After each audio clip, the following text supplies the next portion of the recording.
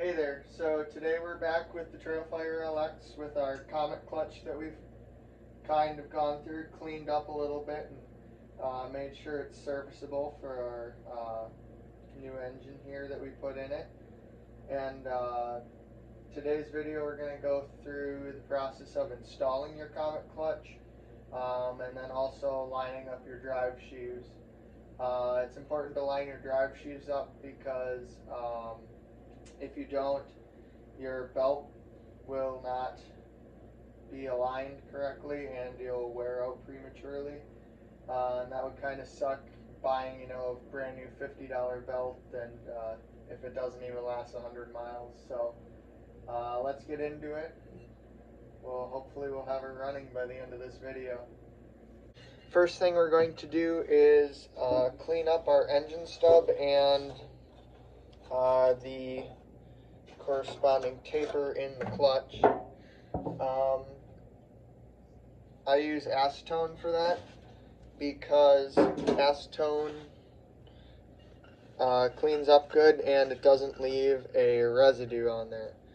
So I just have a fiber cloth here, soak it with it. You just want to get the end of the crankshaft here. You don't really try not to touch the new crankshaft seal that we just put on there. Acetone will, eat away at that rubber, which not ideal. Okay, so we'll let that dry for a minute. What we're going, basically, we have to wiggle it in there, and it's just a compression fit on this crankshaft stub here. We have our crankshaft bolt that he's actually going to end up going through this hole in the belly pan right here, and then we're going to torque this bolt down to 50 foot-pounds.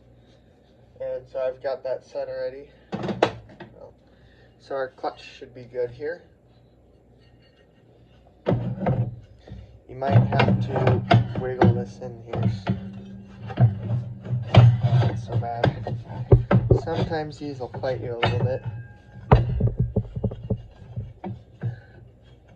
There we go. Okay, and then we're going to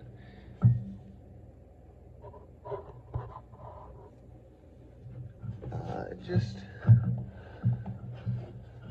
roll him down in here. And there he goes. So he's on there firm. I will now take our bolt and feed it through the hole in the side of the belly pan. Sorry if I'm wiggling you guys around here. This is the only way I could set my camera up to shoot this. And this bolt is a 1/2 inch, which is a 3/4 inch nut or socket, and you should just thread right into the end of the crankshaft. I'm just taking and rotating this bolt, drawing it in.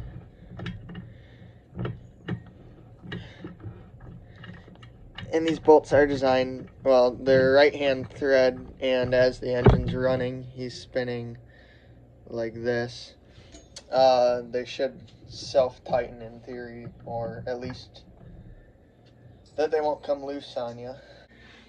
So how I like to tighten these up is I have a pry bar here, and I'm just going to take and feed him through the towers here. So that way when we try and torque on that bolt, he holds it right in place. So, got it all set already. We're at 50 foot-pounds. You do want to be careful you're not hitting on this tower portion here too much, that you'd chip any off, because that's where your buttons ride.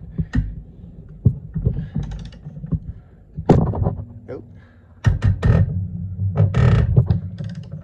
And it is a tight fit.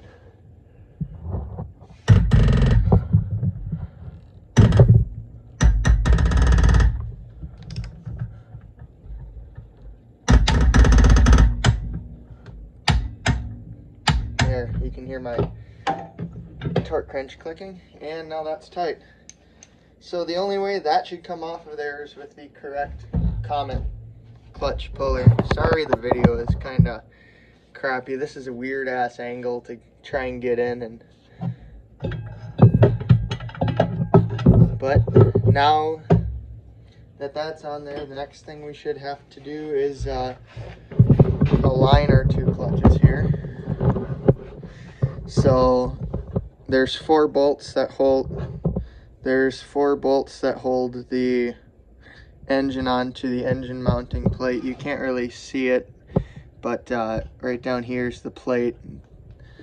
And so basically you loosen those up and the engine can move back and forth. On these particular snowmobiles, you don't have any side-to-side play like this. That's all adjusted. There's a couple shims on the back side of the secondary here. You'd have to take that off and adjust shims this way. But we're going to assume that it was shimmed up correctly, because I don't want to buy the $140 tool to align this one model snowmobile. So we're just going to assume the number of shims behind the secondary were good and line up our primary and secondary. So as you can see, I was getting ready to line the clutches up, and to do that I figured it'd be easiest to flip up the clutch guard there, and I took the battery box out of the way, even took the muffler off so I could move the engine better. And I never actually looked at the secondary before, but we kind of have a bit of an issue here. You can see how the sheaves are, let's see here, not touching each other. They should be touching as a fully, well, be fully closed. And if we pop it open here, oh, I might not be able to, oh, okay. Well, you can see down in there, there's that little bolt holding it open. And it happens that there's actually two bolts missing on that sheave. So, next logical thing to do was try and pull that secondary off the shaft, except it's stuck on there. So we're gonna take that as a sign from God that this bearing here, your jack shaft bearing, needs to be replaced, which I can take and jiggle it up and down a little. I don't know if you can, yeah, you can hear that. It's maybe 20 thousandths or something. Not a hell of a lot, but not really good for that bearing to be doing that. And that is the bearing that goes out most often. So I guess I'll make a whole nother video about it, but I'm gonna end up having to pull the entire jack shaft out and press the clutch off of the shaft. So we'll see you in the next one then, I guess.